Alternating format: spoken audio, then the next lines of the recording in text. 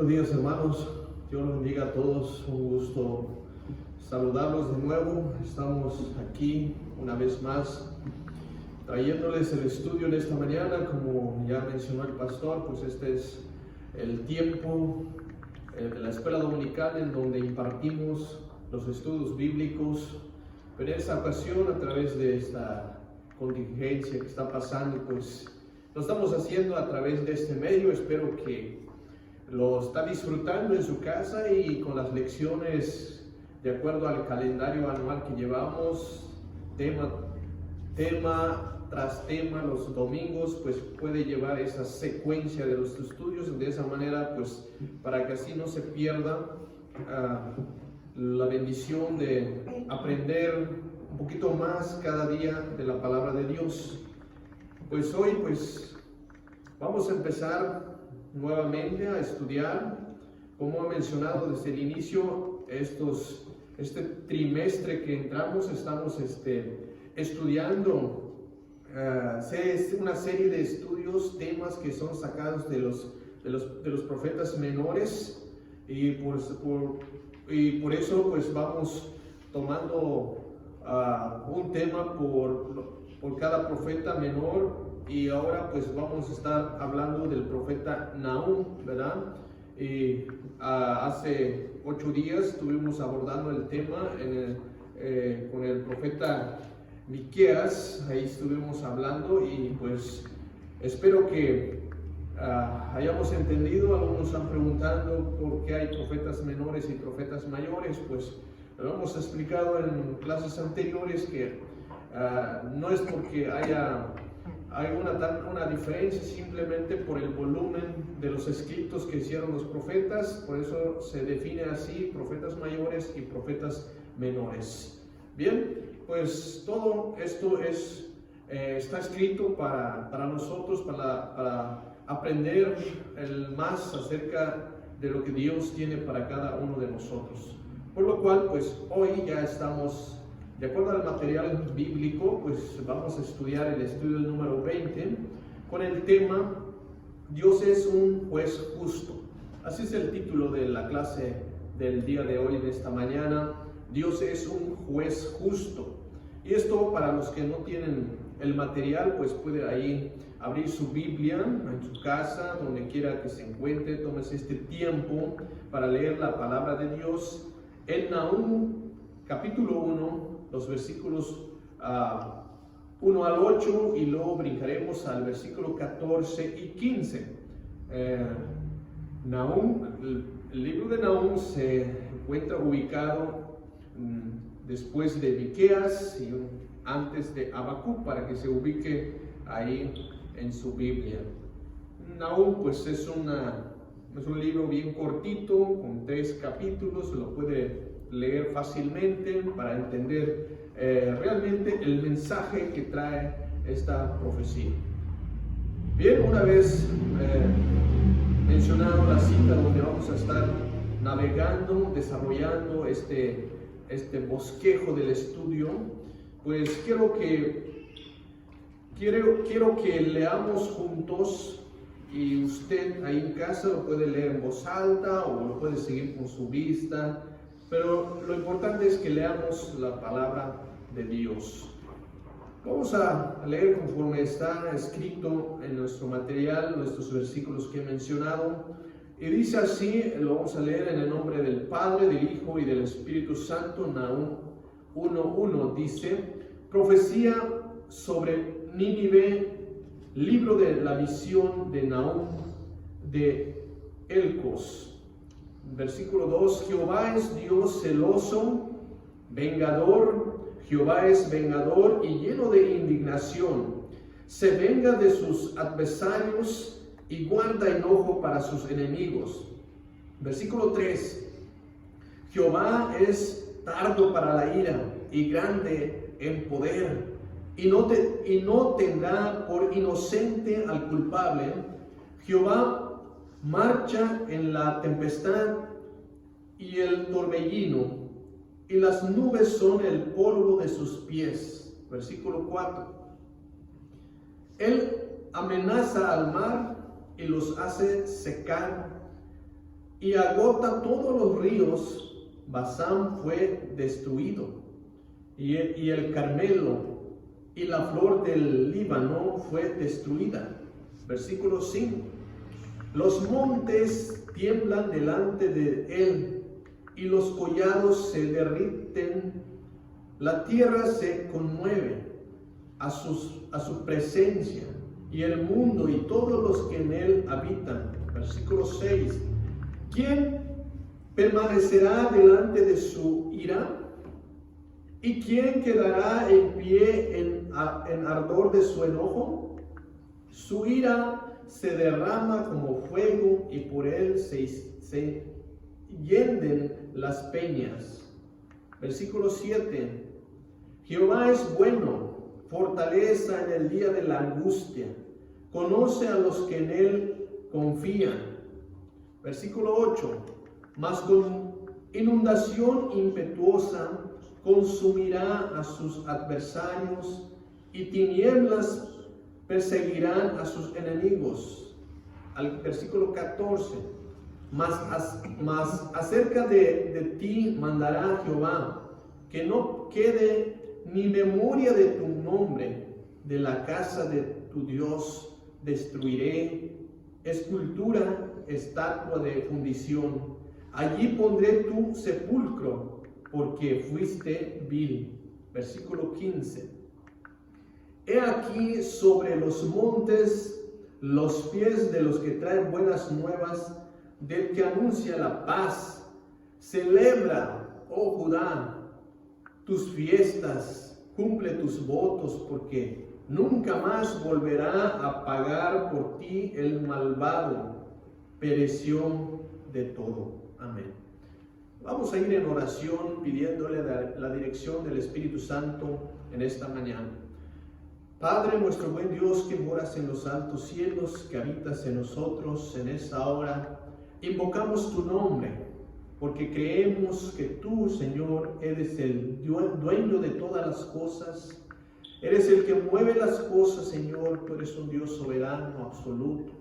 En esta mañana ha sido tu voluntad, a través de tu misericordia, que en esta hora estamos de pie. Venimos, Señor, a este lugar para glorificar, honrar tu precioso nombre. Mis hermanos y yo, los que estamos aquí, nos sentimos halagados, porque bendecidos, porque una vez más, Señor, hemos visto la luz del día. Nos gozamos, nos alegramos, porque sabemos de que sin ti no seríamos nada. Sin ti no podemos hacer nada, pero gracias a ti que nos mueves, nos usas, Señor, para servirte, para transmitir este mensaje, para dar, Señor, el estudio en esta mañana. Solamente pedimos que tú tomes control, que tú hagas, Señor, conforme tu voluntad, para que este mensaje pueda ser edificante para la vida de cada uno de nosotros, para los que oyen, los que están en casa. Seas tú, a través de tu Espíritu Santo, que toques los corazones y nos ayudes, nos des esa paz que necesitamos. Nos des, Señor, todo en cuanto a lo que necesitamos, porque tú conoces cada necesidad. Gracias te doy en esta mañana. Ayúdanos, bendícenos, guárdanos, pero sobre todo, Señor, te pedimos que perdones nuestros pecados, porque todos los días, Señor, te fallamos. Y por eso, Padre, aquí en esta hora de la mañana, perdona a cada uno de nosotros como pecadores. Perdona a tu pueblo, ayúdanos, sana a la nación, a la tierra, Señor. Sana, Señor, todo lo que está pasando. Seas tú que tomes control y que se cumplan tus propósitos en cada una de ellas. En el nombre precioso de Cristo Jesús oramos. Amén. Dios es un juez justo. Así es el tema que nos toca el día de hoy. Dios es un juez justo.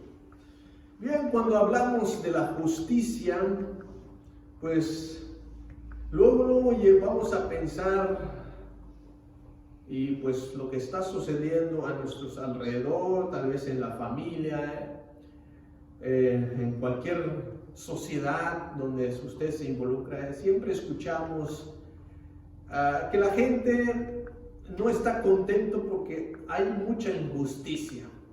tanto social como políticamente hablando, hay injusticia, no se aplica la ley conforme está estipulada. Entonces, muchas veces la indignación es esa, de que hay injusticia, hay culpables que están disfrutando de una libertad y los inocentes están pagando una condena tal vez que no debían de pagar, pero esto es la injusticia. Bien, tal vez, ¿cómo definimos la justicia? ¿Qué es la justicia? Pues hay muchas definiciones, pero lo más sencillo que podría ser tal vez es pagarle a alguien conforme lo que, como decimos, su merecido, ¿verdad?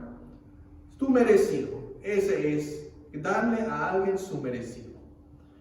Bien, pero hoy nos toca ver acerca de esto. Y creemos y vemos en la Biblia que realmente no hay ninguno justo en la tierra, no hay ninguno bueno. Y sabemos que nosotros somos seres humanos corruptos, con un cuerpo incorruptible, y que estamos luchando todos los días para caminar, para seguir a un Cristo, a un Dios que realmente es santo, que es un Dios justo. Y por eso podemos ver la justicia de Dios, que realmente Él, como dicen, Él no deja al culpable libre, sin consecuencias de sus hechos, no deja tampoco al inocente sin hacerle justicia.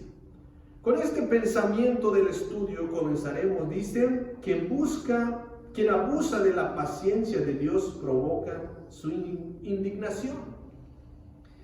Quien abusa de la paciencia de Dios provoca su indignación. Con el texto áureo de nuestro estudio dice así: Jehová es tardo para la ira y grande en perdonar, y no tendrá por inocente al culpable. Amén. Así dice la palabra de Dios: no tendrá por inocente al culpable. Y esto realmente es un juez justo, no como los jueces terrenales, ¿verdad? Que ellos siempre a veces aplican la justicia a su propio beneficio, o como hemos estudiado en cuestión de Miqueas y Jonás, y hemos visto realmente cómo es que la injusticia había llegado hasta los grupos religiosos. Los líderes religiosos apoyaban a la injusticia, porque hemos visto que uno de los pecados del pueblo de Dios es que se aprovechaban de los pobres. Se aprovechaban de los pobres, ponían a trabajar de más y les quitaban lo poco que tenían. Entonces esto es una injusticia, no hay igualdad. Y por eso mismo, ese es uno de los pecados en los cuales Dios, ¿verdad?, está condenando. Pero bien, vamos a empezar con este tema, ¿verdad?, analizando para que podamos entender la justicia de Dios. Empezando, como sabemos, esto va dirigido, como dice al profeta Nahum, dice la profecía sobre Nínive, libro de la visión de Nahum de Elcos. Esto va dirigido, esta profecía, a la ciudad de Nínive. Hemos estudiado qué le pasó a Nínive. ¿Quién fue el que mandaron a predicar a Nínive?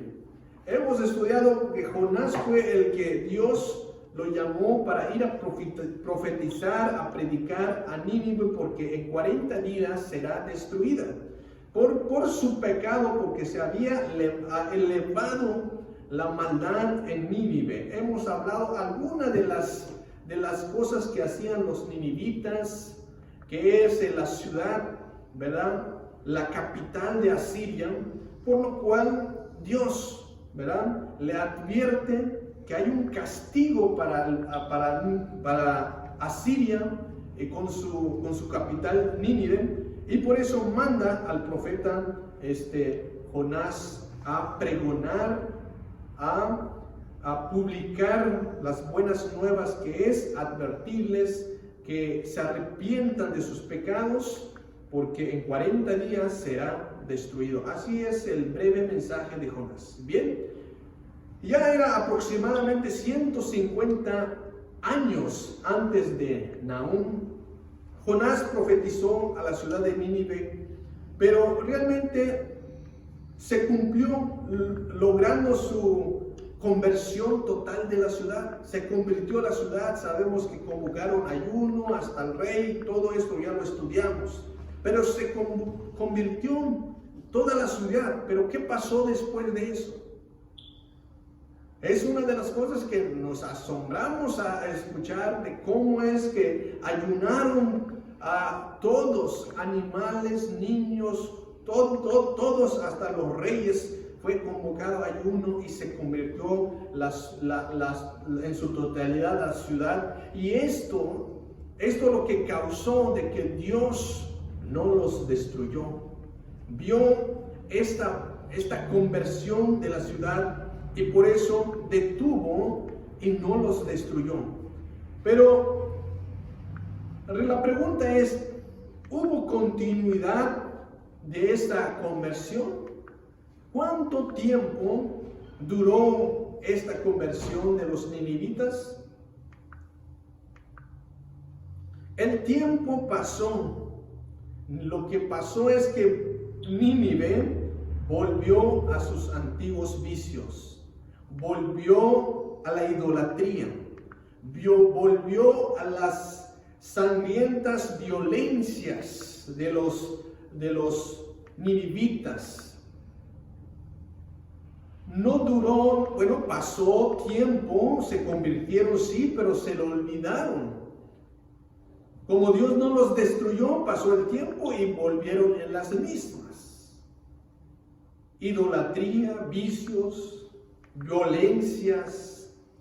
Entonces, alrededor del año 664 antes de Cristo, cuando era el rey Asurbanipal, rey de Asiria, que es la capital de Nínive, invadió a Egipto, destruyó a los egipcios con violencia, mataron a los niños. Dicen que sus niños fueron estrellados, ¿verdad?, en las calles. Sus jóvenes fueron llevados en esclavitud, y su población que sobrevivió en esa guerra fueron llevados cautivos. Es una destrucción que hizo los asirios, que es la capital Nínive, que realmente se siguieron haciendo violencias, ¿verdad?, sanguinarias. Todo esto lo hizo Asiria, ¿verdad?, que es la capital Nínive. Regresaron en la situación que estaban antes, ¿verdad?, que ya los había Dios perdonado, pero regresaron en las mismas.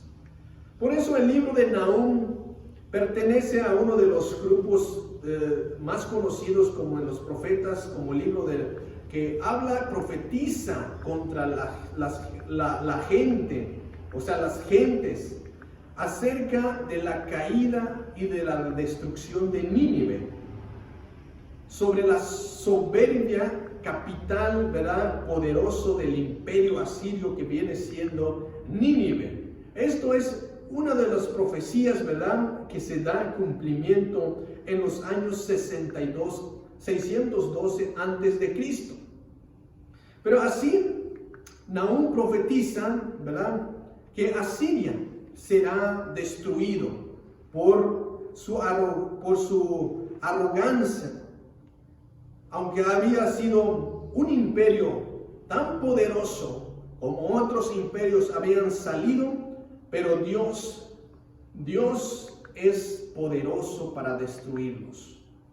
Alcanzó Asiria prominencias totales, ¿verdad?, en el área militar, en la escultura, en la arquitectura, en la política. Fue una nación, un país poderoso, ¿verdad? Pero como dice el salmista dice ahí en el Salmo 9:17, dice: los malos serán trasladados al Seol. Todas las gentes que se olvidan de Dios, ¿verdad?, serán trasladados al Seol. Así pasó con los ninivitas, con los asirios. Cuando hablo de asirios, pues estoy hablando también de los ninivitas, porque Nínive es la capital de Asiria. Entonces, pues, así como dice el salmista, los malvados serán trasladados al Seol, porque se olvidaron de Dios. Una vez más, había demostrado misericordia con los ninivitas. Dios los perdonó, ahora están en las mismas. Pero viene la profecía de Nahum a decir que Nínive será destruido. Esta vez Dios los perdonará. ¿Qué piensan ustedes? Ya tuvo su primera oportunidad Nínive, Asiria. Esta vez viene otra advertencia. Y cree, por eso el tema, Dios es juez justo. ¿Lo volverá a perdonar o ya definitivamente lo va a eliminar, lo va a destruir, lo va a castigar a este imperio tan poderoso que es Asiria por su idolatría, por sus vicios, por sus actos de violencia, por sus guerras, todo ello? El proverbista también lo dice en Proverbios 16:18. Dice así: antes del quebrantamiento es la soberbia, antes de la caída, la altivez del espíritu. Hay un antes, había soberbia. Y este país, este imperio es muy, pero muy soberbia. Y por eso fue su altivez que lo hizo caer de ese poderoso imperio que habían construido. Asiria entonces, con esa potencia que tenía, ¿verdad?, Dios, ¿verdad?, lo destruyó. Levantó otro poderoso imperio que viene siendo los caldeos, con capital Babilonia. Ese imperio poderoso babilónico fueron los que destruyeron a los asirios. Así como también fue desarrollando la historia. Nínive, Asiria lo destruyó a Babilonia. Así también fueron destruyéndose porque Dios va permitiendo. Y así podemos ver tantos imperios que se han levantado, como Egipto, como Israel, como Judá, Babilonia, Media Persia, Grecia, Roma, España. Grandes imperios poderosos se han caído. Los grandes estudiosos de la historia, ellos señalan que ningún imperio poderoso ha podido prevalecer durante 200 años. Nadie. Ese es como un límite más o menos. ¿Por qué? Porque la arrogancia, lo que ellos piensan, Dios los destruye al fin de cuentas. ¿Por qué? Porque no sirven a Dios, se olvidan de Dios, hacen un lado de Dios, empiezan a poner o a regular leyes, poner leyes que ya van en contra de los principios divinos de Dios. Y eso ya a Dios ya no le agrada.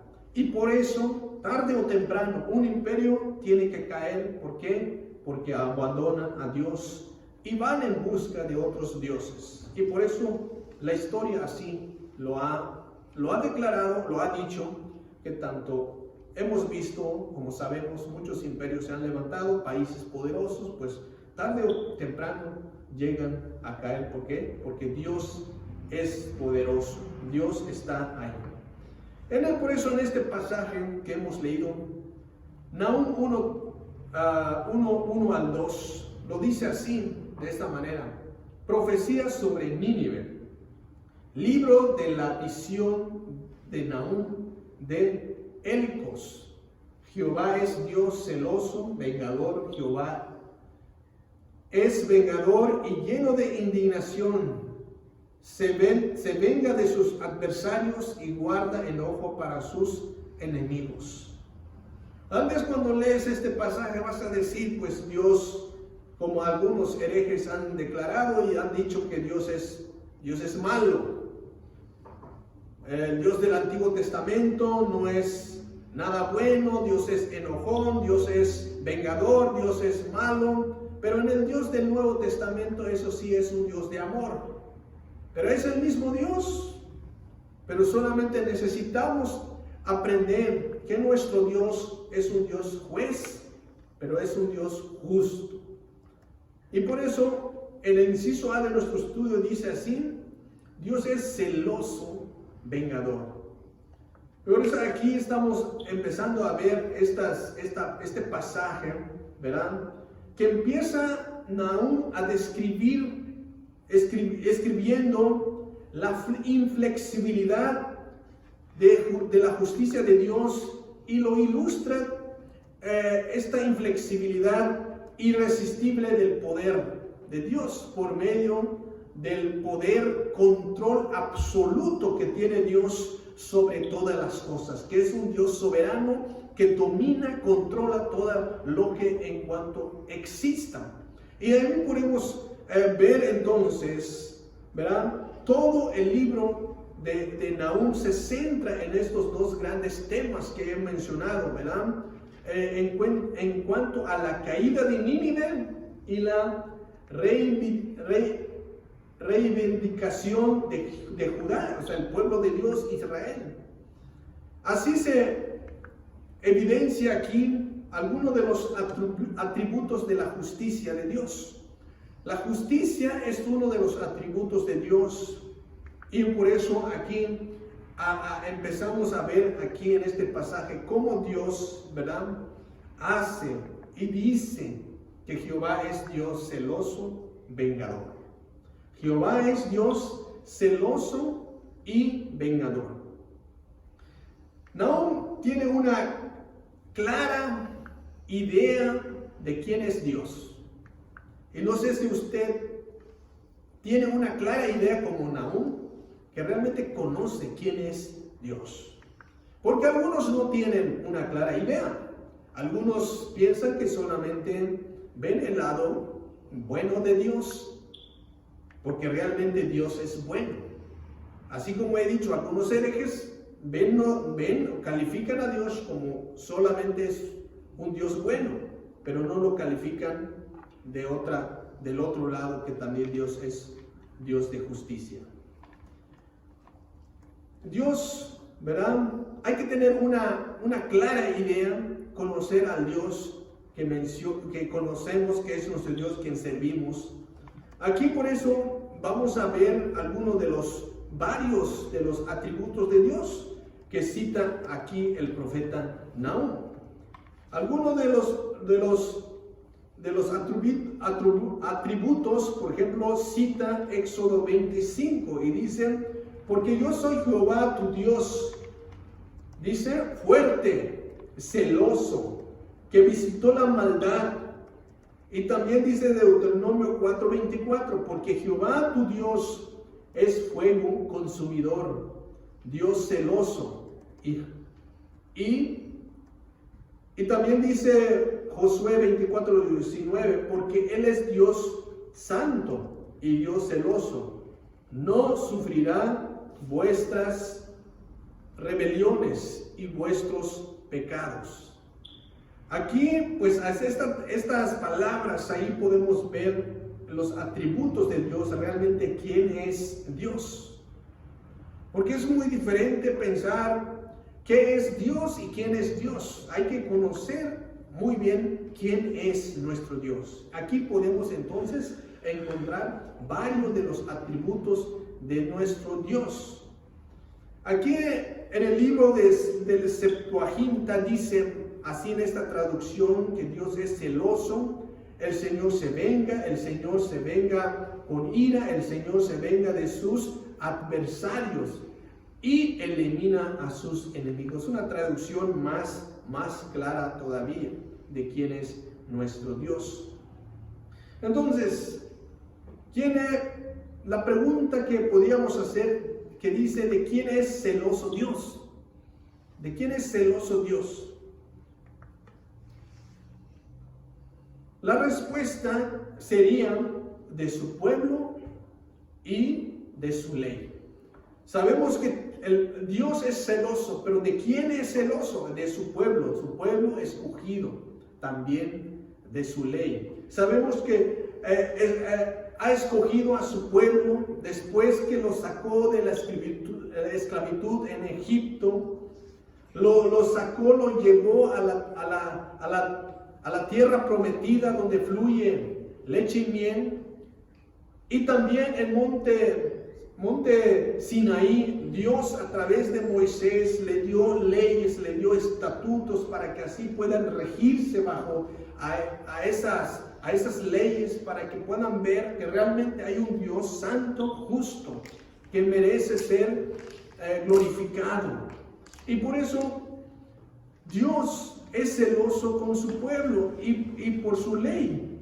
Cuando habla de celo en la Biblia, tiene que ver con los suyos, ¿verdad? Muchos de los pasajes hablan del celo de Dios, pero siempre tiene celo, se refiere con los suyos, a su pueblo, a sus leyes, porque representa las leyes, representa la ley, el pacto, ¿verdad?, de Dios con su pueblo, que Dios le ha concertado entre Él y su pueblo, cuando Él hizo un pacto con ellos. Entonces, esto es lo que le causa celos a Dios, porque es su pueblo, es su ley que le ha dado, y cuando esto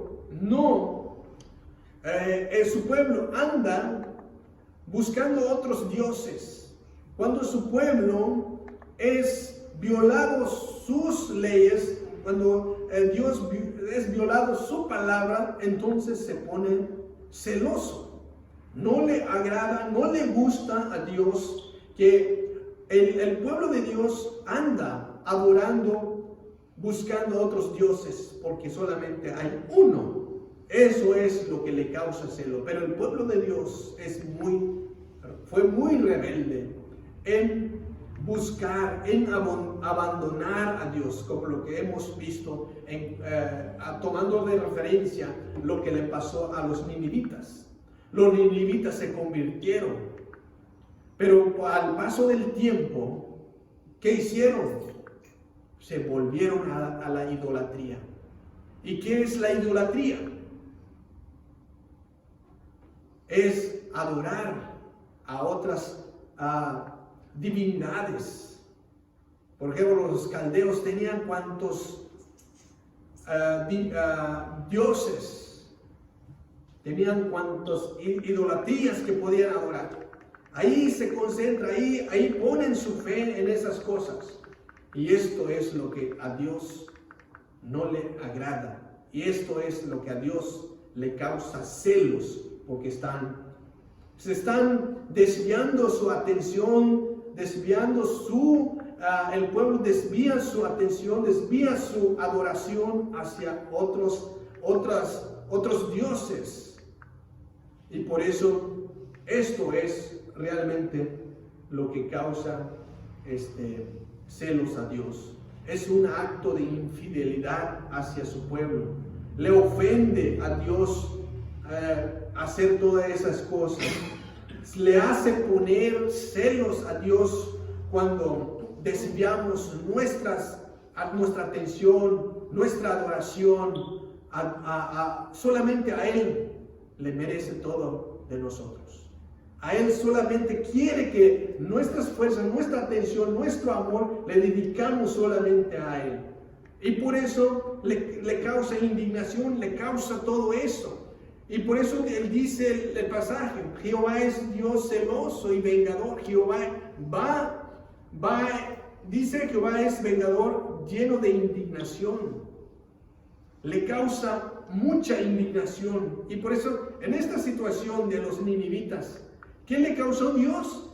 Mucho celo, mucha indignación. ¿Por qué? Porque ya los perdonó y siguen ahora en las mismas.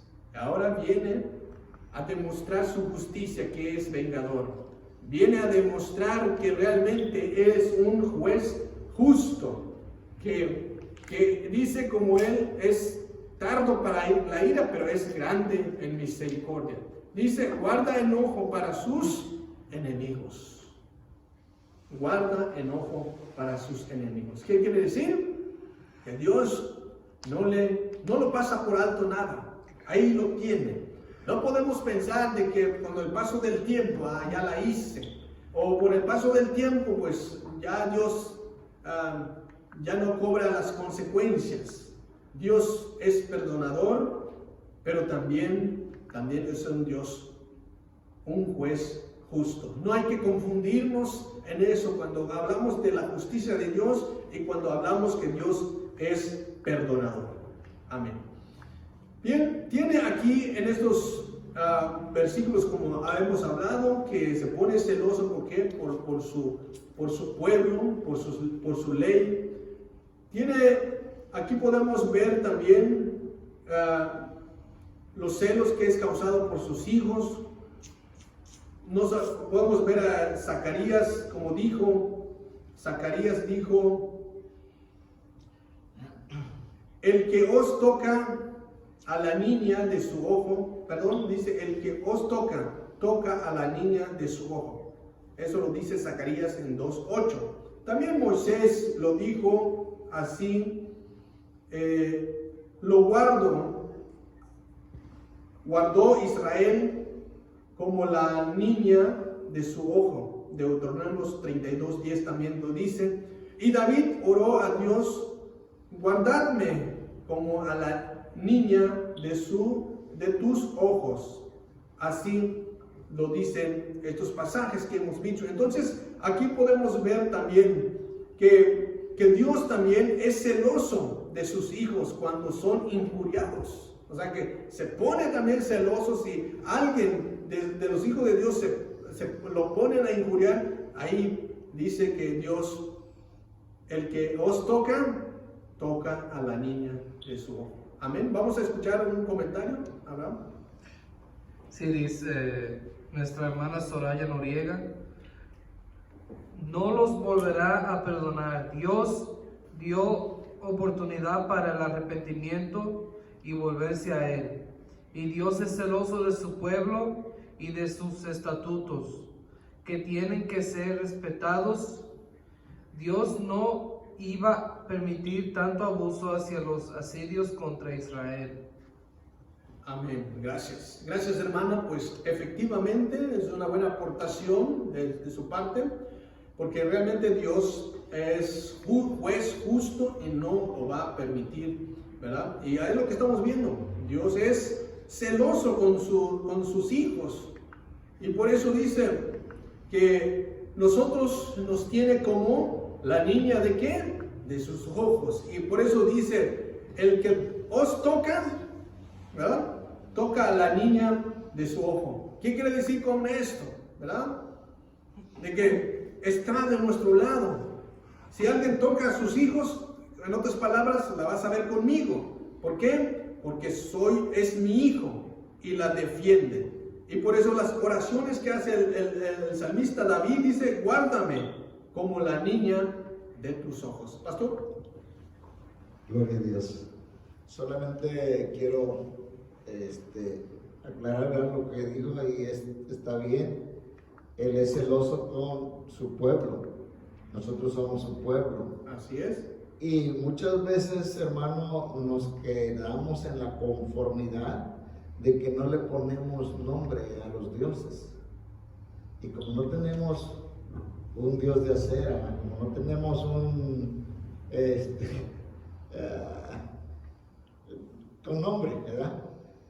Y ahora le tiramos todo a la iglesia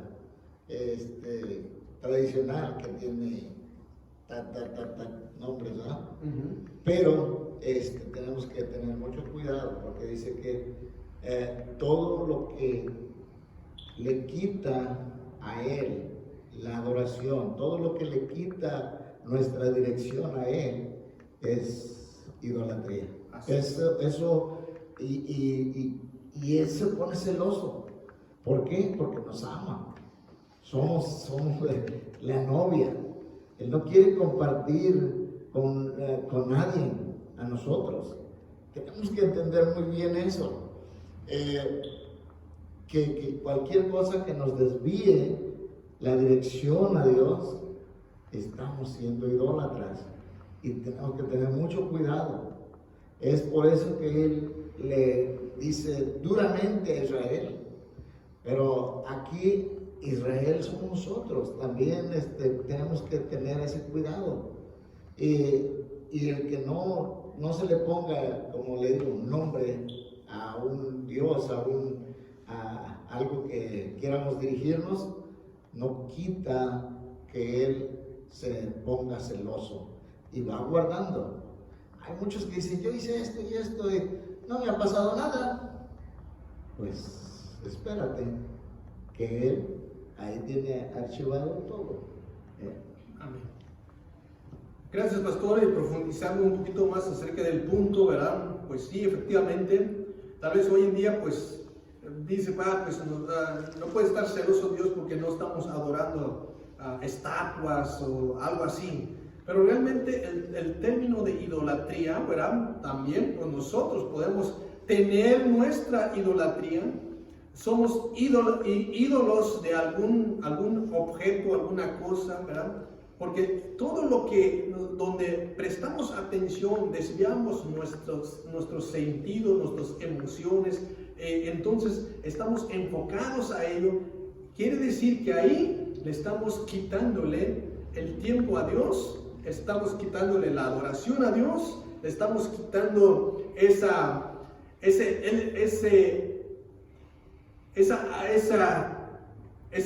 tiempo de dedicarle a Dios, esa honra que le podemos dar a Dios. ¿Como qué sería? Puede ser trabajo, puede ser juegos, puede ser un partido de fútbol. Muchos lo han declarado, este es mi ídolo. Puede ser paseos, puede ser algún carro, puede ser casas, puede ser cosas que donde ahí estás ahí dedicado, metido ahí, pensando nada más ahí, en lugar de pensar, en dedicarte, poner a Dios en primer lugar sobre todas las cosas. Entonces eso se convertiría en ídolo. Y eso lo que a Dios entonces le causaría celos. ¿Por qué? Porque no estás viniendo a la iglesia, porque estás atendiendo tu negocio, o estás atendiendo, puliendo tu carro, ¿verdad? O estás atendiendo las redes sociales, y eso se convierte en tu idolatría. Y eso ahí donde Dios entonces lo estás dejando en segundo término. Bien, pasemos entonces al inciso B. Dice más rápido porque el tiempo se va de volada. Dice, Dios es tardo para la ira. En los versículos 1 y 3 dice, los versículos 3, capítulo 1, versículo 3 dice, Jehová es tardo para la ira y grande en poder, y no tendrá por inocente al culpable. Jehová marcha en la tempestad y el torbellino, y las nubes son el polvo de sus pies. Aquí en el versículo 3, verán, aún cita 3 atributos divinos, verán, del cual ya había hablado Moisés también en esos atributos. Por ejemplo, vamos a ver, el que tarda en airarse es grande y en entendimiento, mas el que es impaciente del espíritu enaltece la necedad. Eso lo dice Proverbios. Pero Dios es tardo para la ira, dice Nahum. Dios es tardo para la ira y grande en poder. Entonces, no porque sea cuando hablamos de que es tardo para la ira, no significa que estamos hablando de que Dios es débil de su carácter, o porque no es grande en poder. Simplemente, ¿por qué? Porque Dios es paciente. Su paciencia tampoco no es una señal de debilidad o de fortaleza. Simplemente es que Dios es bueno sobre todas las cosas. Nos espera, tiene esa paciencia, ¿verdad? Y por eso aquí podemos decir que tarda para la ira y grande en poder. Tarda para la ira, tiene paciencia, pero es grande en poder. Y no tendrá por inocente al culpable. Que ese realmente es un juez justo, pero tarde o temprano va a aplicar su justicia. ¿Tiene poder para aplicar la justicia? Sí, tiene poder para aplicar la justicia. ¿Va a poder dejar al culpable suelto? No, no va a dejar nadie, ¿verdad?, suelto sin darle su merecido. Como dice, no tendrá por inocente al culpable. O sea que en otras palabras, cada uno de nuestros hechos, todo lo que hagamos tiene consecuencias. Y Dios va a ejecutar todas esas consecuencias, ¿verdad?, de acuerdo a lo que uno haya hecho. Pero aunque haya tardado, aunque haya pasado el tiempo, Dios es bueno y va a cumplir su justicia en nosotros. Entonces, no significa que la paciencia de Dios es una debilidad, tampoco que tarda porque es una debilidad de carácter. No, eso significa. El que es impulsivo, dice, carece de fortaleza emocional. Muchas veces hay gentes impulsivos que no tienen esa paciencia. Ese es el contraste de impulsivo, de tener paciencia, pero que Dios sí tiene paciencia con nosotros. La tardanza, dicen, la tardanza de Dios de airarse es con el fin de que se conviertan y eviten el castigo que les corresponde. Eso es lo que Dios está diciendo. No porque es una debilidad, no porque es débil en su carácter o no tiene esa fortaleza de poder ejecutar lo que Él dice. Simplemente tarda para airarse, es porque quiere uno que se regrese y regrese a Dios para que no aplique el castigo que le corresponde.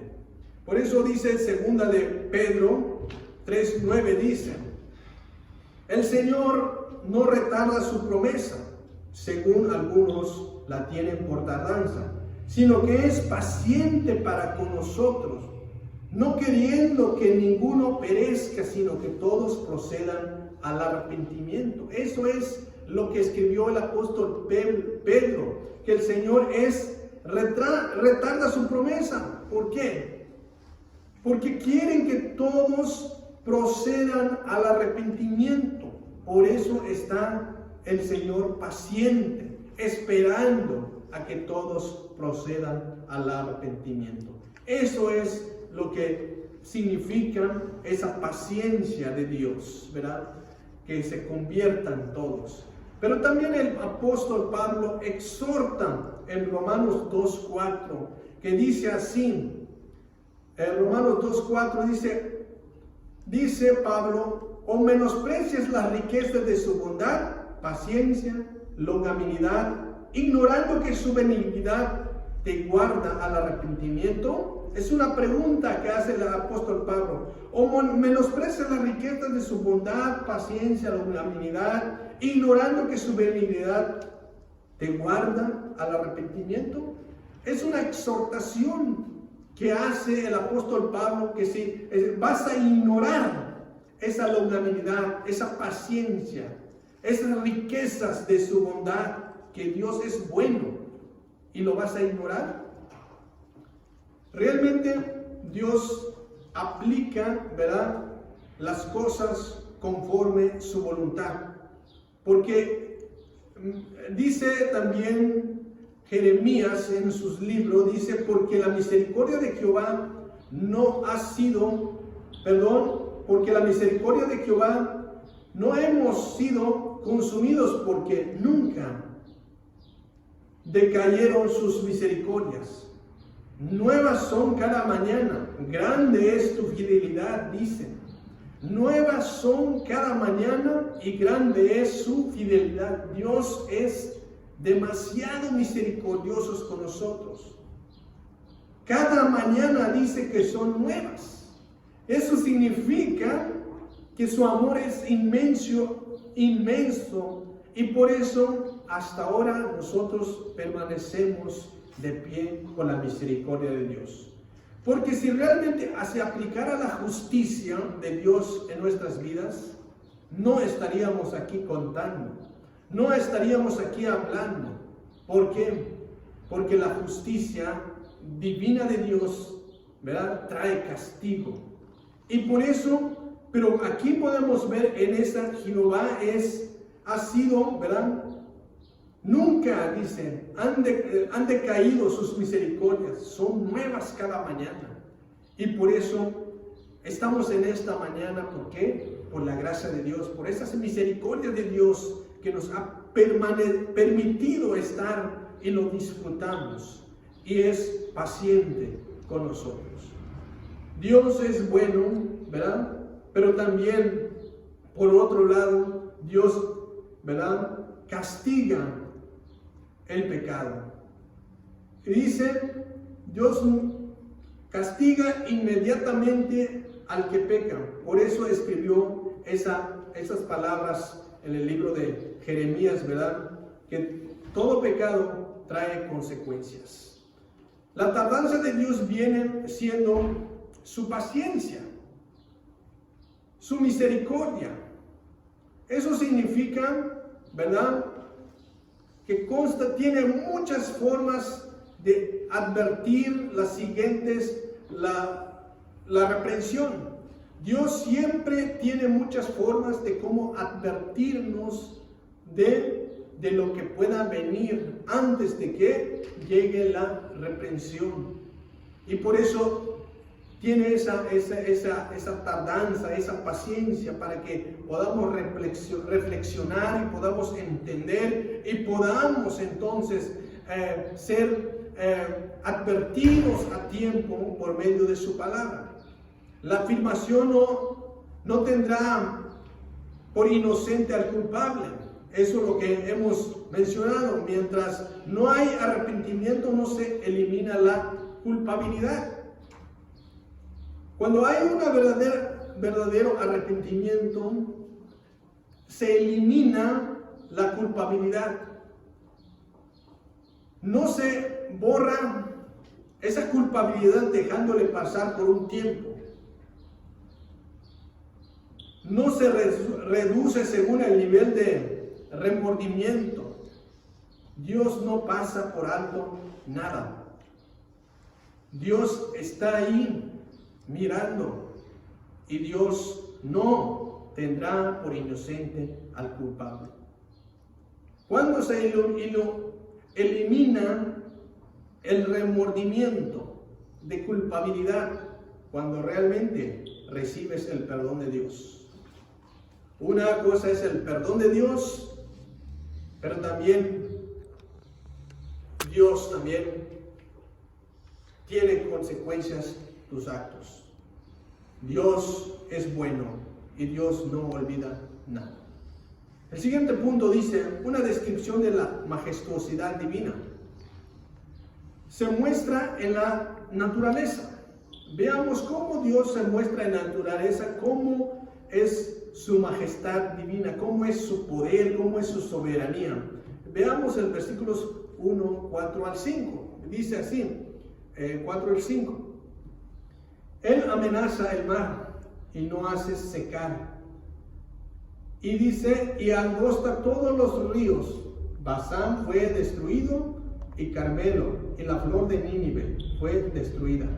5. Los montes también delante de él, y los collados se derriten, la tierra se conmueve, a su presencia el mundo y todos los que en él habitan. En estos versículos 4 y 5, Nahum hace referencia a 6 áreas de la naturaleza y 3 sitios geográficos, donde realmente manifiesta su majestad divina. Aquí podemos empezar a ver mencionar esos 6 sitios de la naturaleza que hace referencia. Aquí menciona el mar, menciona los ríos, los montes, los collados, las colinas, pero también muestra ahí sitios geográficos como el Carmelo, el Líbano y pues toda la tierra, todos los habitantes de la tierra, dice. Pero ¿qué sucede con esas zonas geográficas o esos sitios geográficos y también esas áreas de la naturaleza que menciona? ¿Qué sucede? Aquí hace muestra, ¿verdad?, de su majestuosidad. Dice que Él hace secar los ríos. Él amenaza al mar. Él hace secar los ríos, angosta todos los ríos. ¿Y qué más? Los montes tiemblan delante de Él y los collados se derriten, conmueves en su presencia. Y en los sitios geográficos que menciona, por ejemplo, la flor del Líbano fue destruida, y también Carmelo fue destruido, Basán fue destruido. Todos los habitantes de la tierra, ¿verdad?, se conmueve en su presencia, y el mundo en su totalidad. Aquí lo que podemos ver es que realmente resalta la majestuosidad, el poder de Dios, que domina todo cuanto existe. Domina los mares, los ríos, los montes, los collados. Domina todo esto, las colinas. Hace levantar tempestades, calma tempestades, hace venir huracanes, hace venir torbellinos. Dios es soberano sobre todas las cosas. Dios tiene control sobre todas las cosas. Su soberanía es grande. No hay nada que sale fuera de sus manos. No hay nada que podamos decir que no procede de Dios, o que haya algo que no es movido por la mano de Dios. Es una providencia divina de Dios. Toma control absoluto. En el universo no es una inmensa máquina que Dios haya fabricado, porque en todo el universo podemos decir que Dios creó al mundo, todo lo que existe en el mundo, como una máquina, lo haya creado y puesto en marcha, puesto en movimiento, y después se lo olvidó. Dios de ella lo dejó ahí trabajando, esa máquina. Pero no es así. El mundo, la tierra no es una máquina creada por Dios. Dios lo creó, pero ahí lo mantiene, está en sus manos, lo subsiste, lo alimenta, hace lo que Él quiere con esta creación. Dentro de esa creación están los habitantes, como dice aquí, que conmueve, nos toca, usa la naturaleza, usa todo lo que haya creado. ¿Para qué? Para demostrar su majestuosidad, para demostrar su poderío, para demostrar su soberanía. Eso es lo que hace Dios con todo lo que haya creado. La idea que prevalece en estos días, hay ideas, hoy en día, ideas humanas, obviamente, que piensan que los movimientos telúricos y sísmicos son solamente atribuidos a las fuerzas inherentes, disturbios atmosféricos, solo son ideas. Ellos no creen que Dios es la que hace posible, es la que permite. No creen que eso es causa o viene de Dios. Ellos solamente piensan que son fuerzas inherentes, y por eso surgen los terremotos, surgen los huracanes, surgen los torbellinos. Pero en eso es de acuerdo a la ciencia, cómo se explica. Pero realmente la ciencia Dios está encima de todo. Y si Dios no lo permite, no sucede nada, no se mueve nada. No hay tal huracán, no hay tal fenómeno, no hay nada. Dios es el que controla todas las cosas. Y por eso aquí el profeta mira los fenómenos como una intervención soberana de Dios. Aquí el profeta no lo mira así como solamente una idea inherente. Solamente el profeta lo tiene bien claro.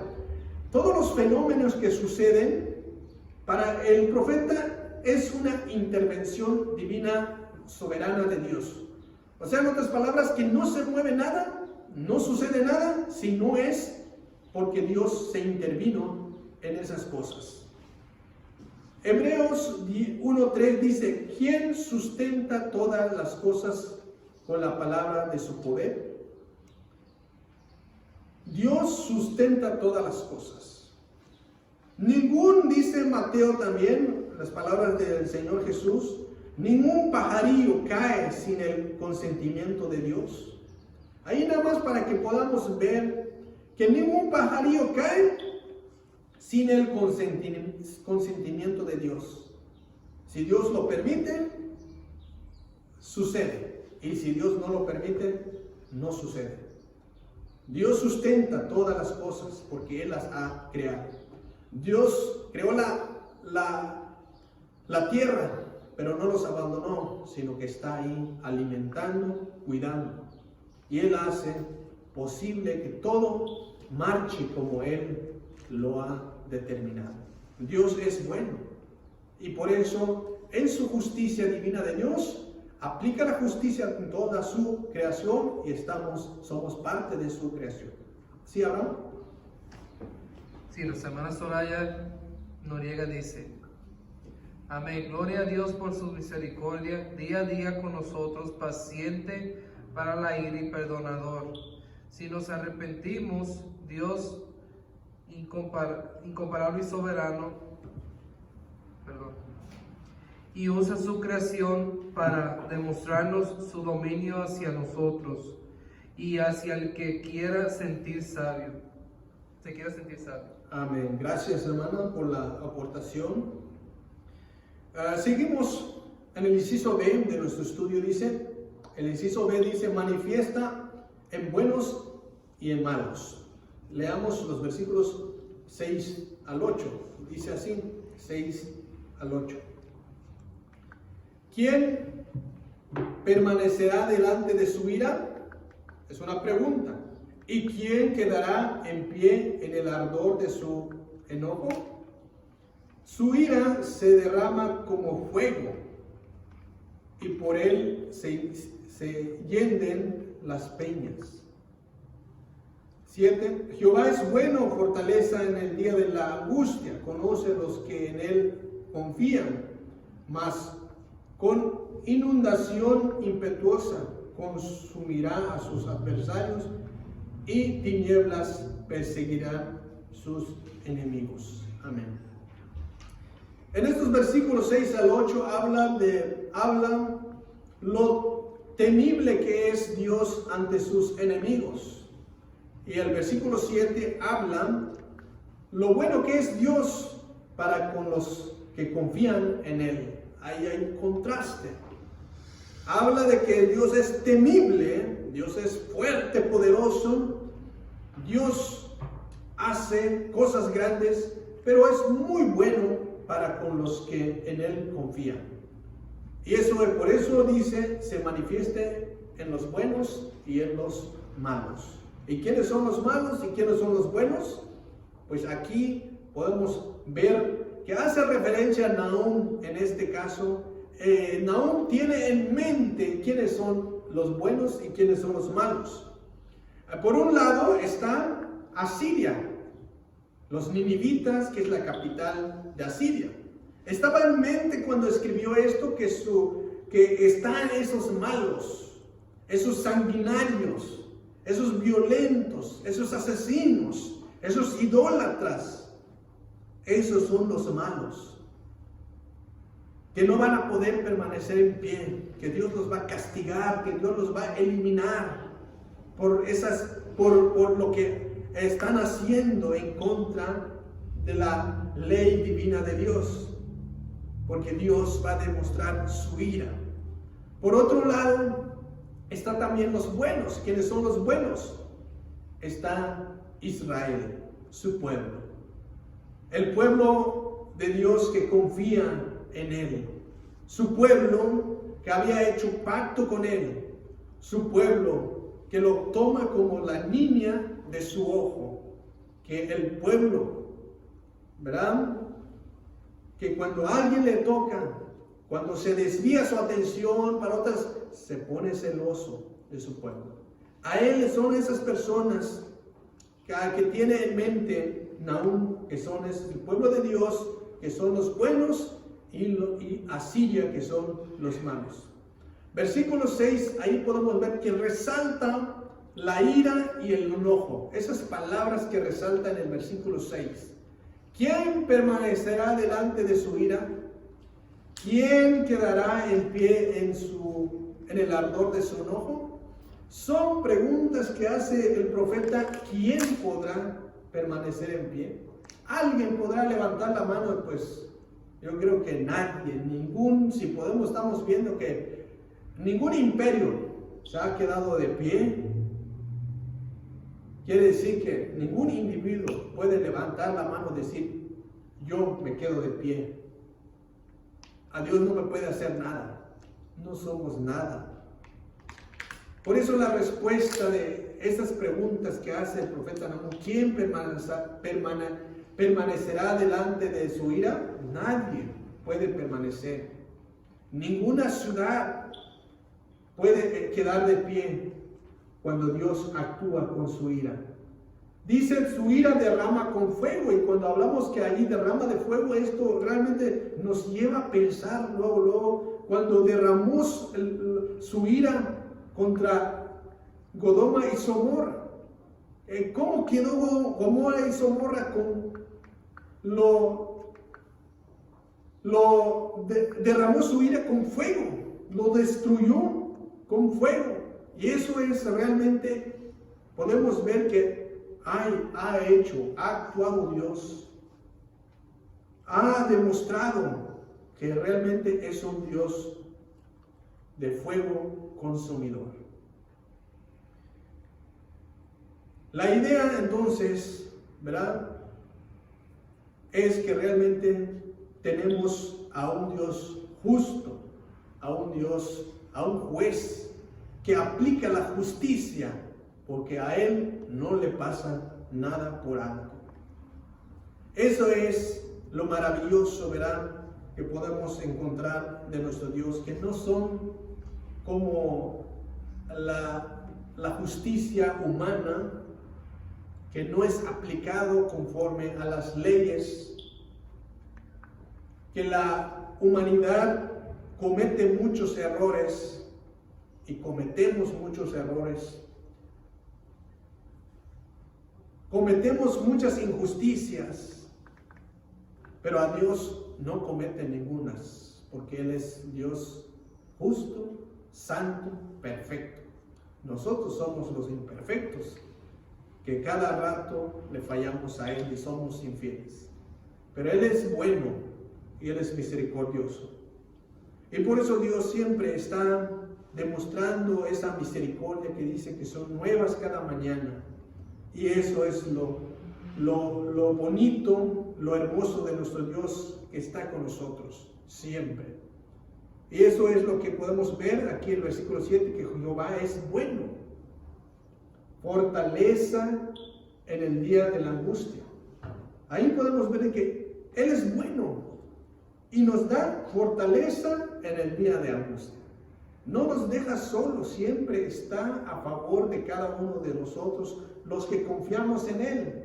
A pesar de las atrocidades que cometemos, siempre está fiel. Aunque hemos sido infieles, pero Él siempre ha sido fiel. Está ahí con nosotros. Y conoce, dice, a los que confían en Él. No hay nada que salga fuera de control para Él. Dios está ahí, conoce a la perfección. Como dice aquí el versículo 8, dice más, con indignación impetuosa consumirá a sus adversarios y tinieblas perseguirán a sus enemigos. Para los buenos hay fortaleza, pero para los malos entonces hay inundación impetuosa, los consumirá. Hay una herejía, como dije desde un principio, ¿verdad?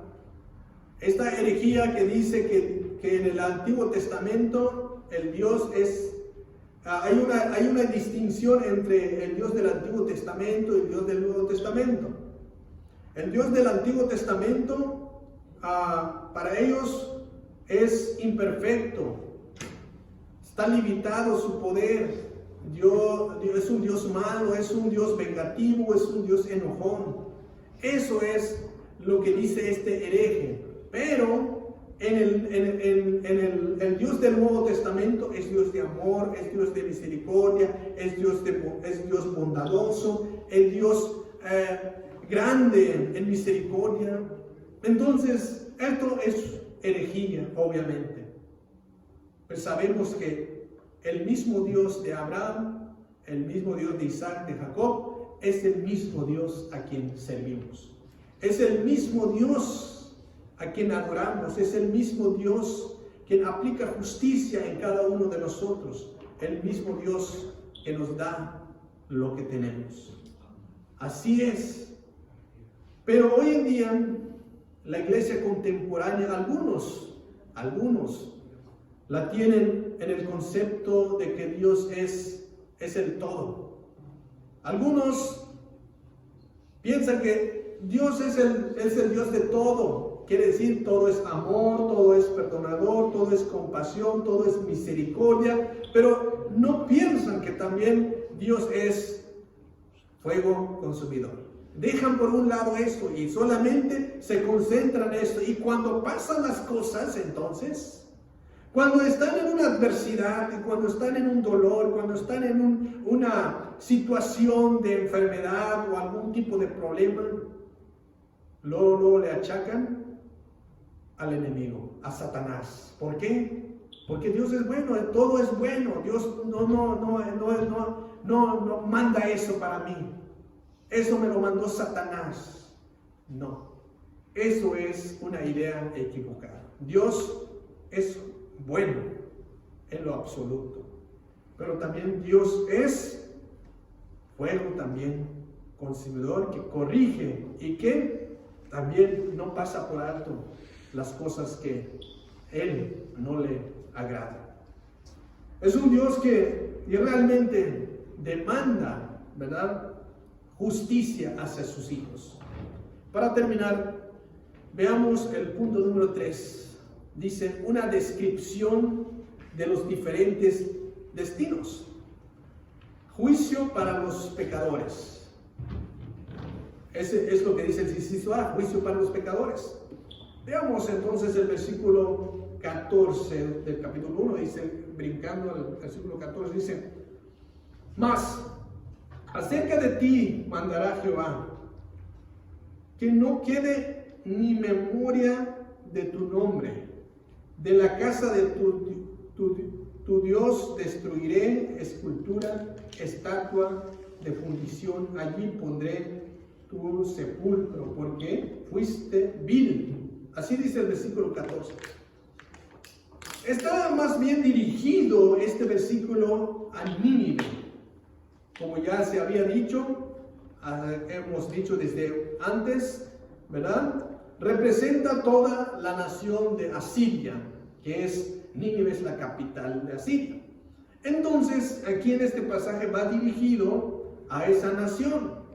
está indicando lo que sobrevendría todo el país. ¿Qué le espera a Siria? ¿Qué le espera Nínive? La profecía dice acerca de ti, mandará Jehová. ¿Quién manda? Jehová manda. Que no quedará ni memoria de tu nombre. No quedará, dice, de la casa de tu Dios destruiré escultura, estatua de difusión. Dice, allí pondré tu sepulcro. Realmente, aquí le está indicando Dios que no va a quedar ni memoria de esa nación de Asiria. Tan poderoso, tan fuerte esa nación, ese imperio que se ha levantado. Pero, ¿quién contra Dios? Si Dios ya dijo en el versículo 6, ¿quién permanecerá de su ira? ¿Asiria podía ahí permanecer? ¿Asiria podía ir a soportar la ira de Dios? No. Asiria está diciendo que no va a quedar ni memoria de su nombre. Y también que le pusieron ahí, pondré tu sepulcro, dice. Entonces, Dios realmente cumple su palabra, tarde o temprano, tardo para ir la ira, pero grande en misericordia, pero sí va a cumplir su palabra en aplicar esa justicia. Sí, ya lo merecían los asirios, si juzgamos, ¿verdad? Si lo merecían, si Dios lo está juzgando, es porque realmente ya Dios así lo ha determinado. Pero ahí está el lado bueno también. Israel había sufrido mucho, Israel, por la opresión de los asirios.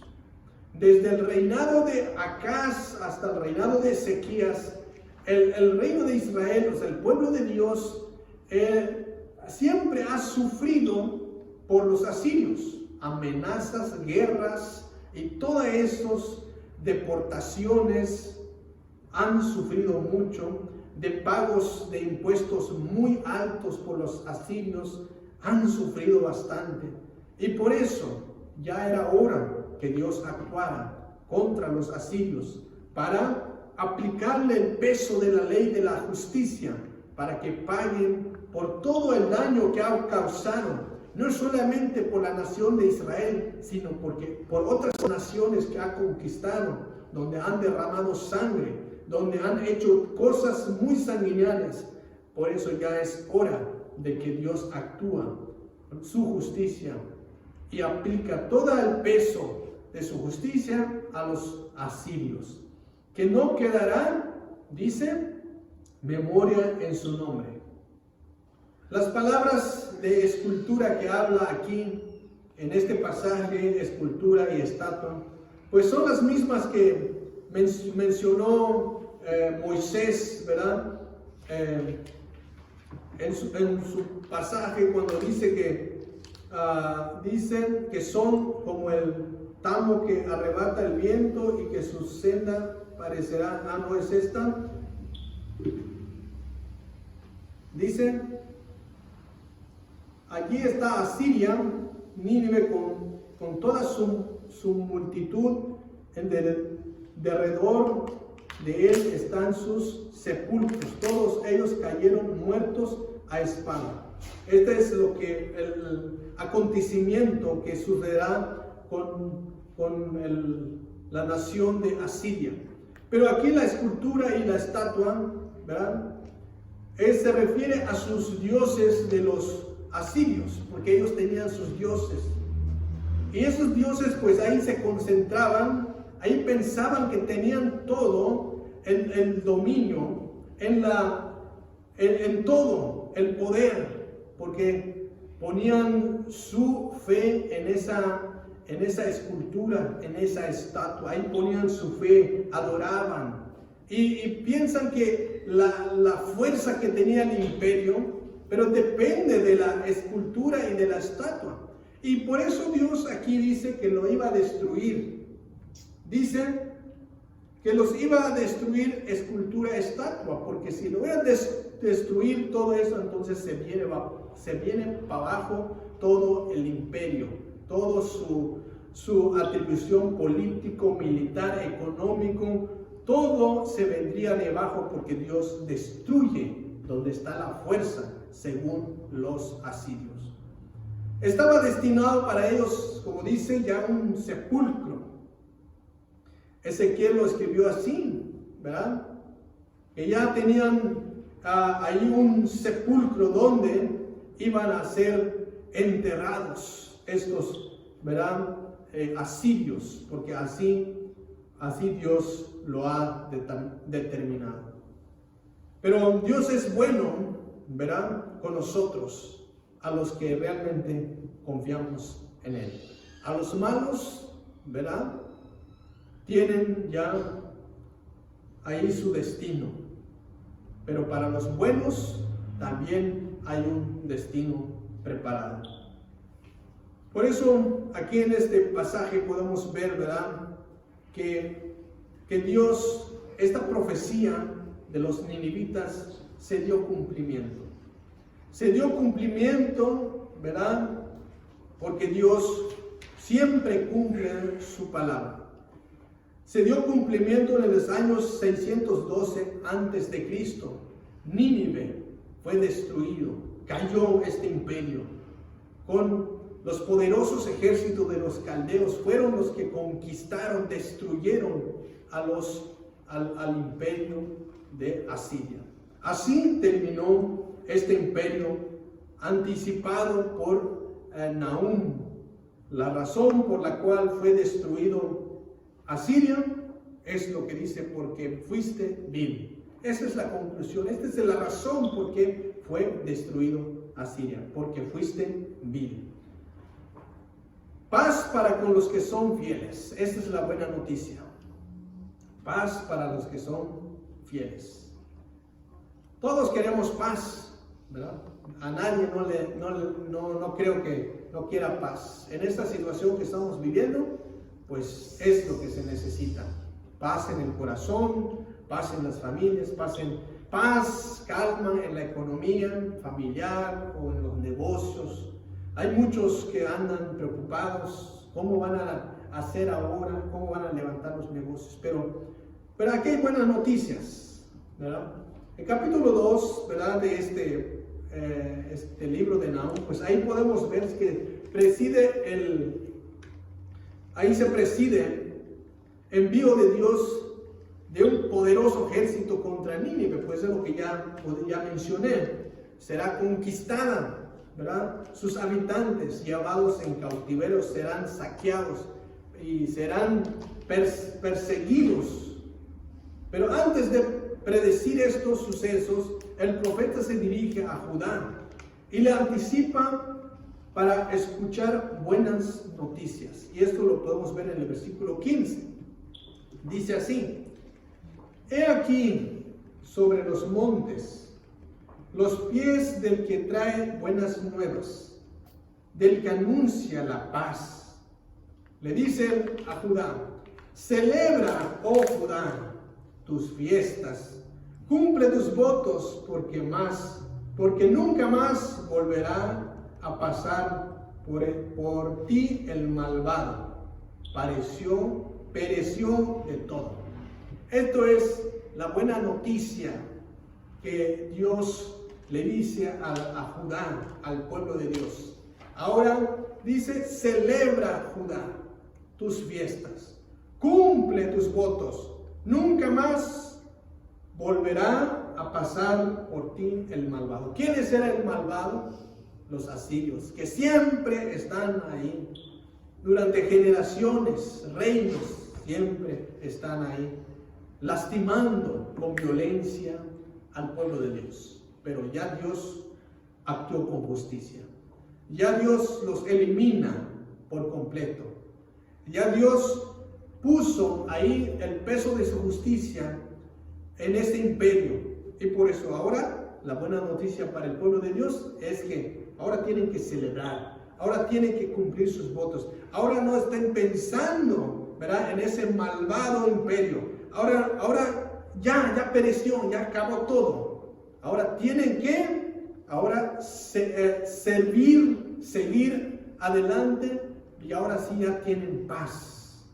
Ahora sí, es como que si fuera hoy la noticia que dijeran que ya hay vacuna para la enfermedad, ya hay vacuna para el virus, ya lo dominamos, ya no hay más que preocupar. Sería paz para muchas personas, pero para los cristianos tenemos paz, porque confiamos en Él, que Él nos está guardando. Él es nuestra paz. En este caso, el pueblo de Dios, sus opresores han caído. No hay más razón para estar en el miedo, no hay más razón para estar escondiéndose, no hay más razón para estar guardados. Ya sus opresores han caído. Por fin la paz ha llegado. Por fin Dios ha vengado. Por fin Dios ha puesto en su lugar a los malvados. Pues esto debe quedar en nosotros también. Que Dios, ¿verdad?, ha puesto en nuestros corazones la paz, no el miedo. La confianza en Él.